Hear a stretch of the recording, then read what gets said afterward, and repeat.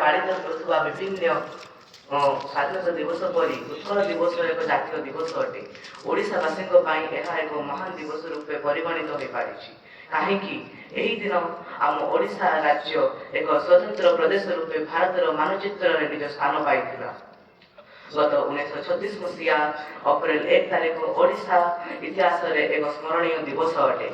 ଏହି ଦିନ ଆମର କେତେ ମହାପୁରୁଷମାନେ ଆମ ଓଡ଼ିଶା ରାଜ୍ୟକୁ ବ୍ରିଟିଶ ମାନଙ୍କ ଠାରୁ ବଞ୍ଚାଇବା ପାଇଁ ନିଜ ଜୀବନକୁ ବାଜି ଲଗାଇଦେଲେ।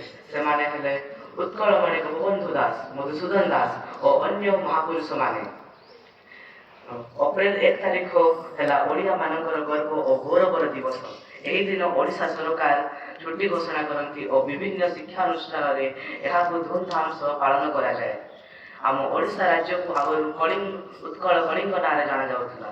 ମୁଁ ଆଉ ବେଶୀ ସମୟ ନ ନେଇ ମଧୁସୂଦନ ଦାସଙ୍କର ଗୋଟେ ଗୀତ ଗାଇ ଏହାକୁ ସମାପ୍ତ କରିବା ପାଇଁ ଚାହୁଁଛି। ଉଠରେ ଉଠରେ ଉତ୍କଳ ସନ୍ତାନ ଉଠି ପୁତୁ ଆଉ କେତେ ଦିନେ, ପୂର୍ବ ଗୌରବ ପୂର୍ବ ମହିମା ପଡ଼ୁନାହିଁ କିରେ ତୋର ମନେ। ଜୟ ଭାରତ, ଜୟ ଉତ୍କଳ।